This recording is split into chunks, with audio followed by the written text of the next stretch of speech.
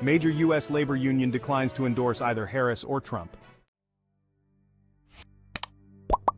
One of America's most influential labor unions, the International Brotherhood of Teamsters, has declined to issue a U.S. presidential endorsement for the first time since 1996.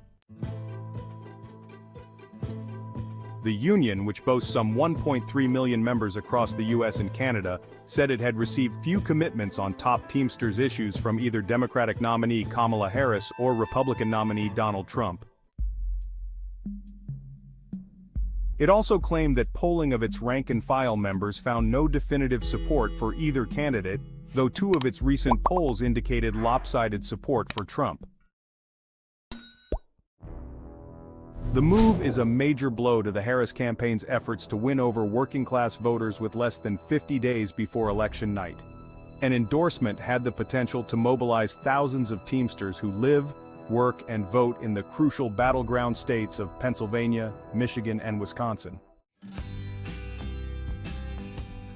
Shortly after the announcement, some Teamsters regional councils representing more than 500,000 members in Michigan, Wisconsin, Nevada, and California said they would be endorsing Harris. In a statement, the Harris campaign touted its support from the overwhelming majority of organized labor and noted that many Teamsters locals have gotten behind her candidacy. While Donald Trump says striking workers should be fired, Vice President Harris has literally walked the picket line and stood strong with organized labor for her entire career, campaign spokesperson Lauren Hitt said. The union's rank and file, a coalition of members that includes freight drivers, warehouse workers, and airline pilots, has long been considered politically diverse. General President Sean O'Brien has sought to build inroads with Republicans since he took over leadership of the executive board in 2022. He has reached out to more populist figures within the party, such as U.S. Senators Josh Hawley of Missouri and J.D. Vance of Ohio, who is now Trump's running mate. Mr. O'Brien also met privately with Trump at his Mar-a-Lago estate in January, shortly before the former president attended a roundtable with the union's board at its headquarters in Washington, D.C.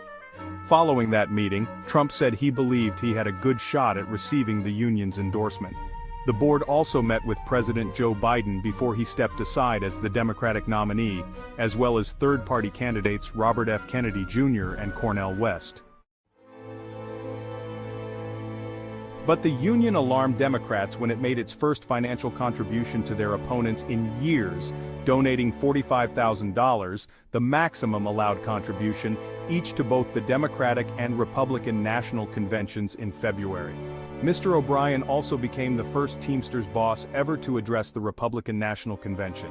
Invited to deliver a primetime address at the event in Milwaukee, the union head praised Trump as one tough SOB but declined to endorse him.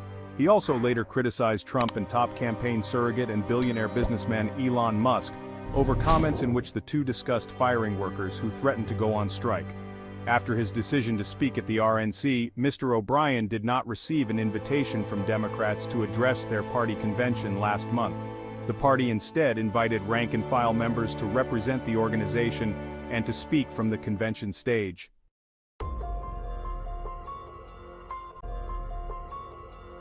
Some members of the Teamsters have expressed anger with Mr. O'Brien over his right-wing outreach. Last month, the Teamsters National Black Caucus and 6 union locals defied national leadership by endorsing Harris on their own and urging members to get behind her. On Monday, Harris met with the Teamsters board in a long-delayed roundtable that lasted an hour and a half. A New York Times report described the sit-down as sometimes tense, but a Teamsters spokesperson disputed this characterization when asked by the BBC. During their meeting, the Times added, Harris told Teamsters leaders, "I'm confident I'm going to win this.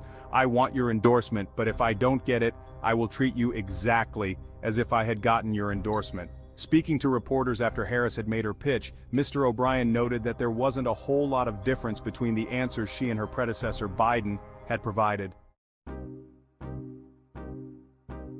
Biden has routinely touted himself as the most pro-labor president ever, pointing to policies that have made it easier for U.S. workers to organize and that have prioritized union labor for federal government projects.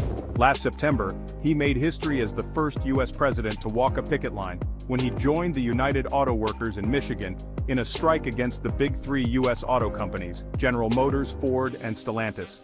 The Biden administration also shored up the Teamsters pension fund to the tune of $36 billion, which it says prevented cuts to the retirement incomes of over 600,000 members. Mr. O'Brien and other leaders have also acknowledged on several occasions that Biden has been great for unions, but before he dropped out in July, some reports suggested that the Teamsters did not plan to endorse Biden's bid for re-election. On Wednesday, ahead of its announcement that it would not endorse Harris or Trump, the union released polling data for its members. In an electronic poll conducted after the RNC, rank-and-file Teamsters voted 59.6% for the union to endorse Trump compared to 34% for Harris. A separate poll, commissioned in the past week, found Teamsters again backing Trump by a lopsided margin, 58% to 31%. In spite of those results, the union said in a statement that its extensive member polling showed no majority support for Vice President Harris and no universal support among the membership for President Trump. The Trump campaign quickly lauded the poll numbers on Wednesday. While the Teamsters Executive Board is making no formal endorsement, the hardworking members of the Teamsters have been loud and clear. They want President Trump back in the White House, campaign press secretary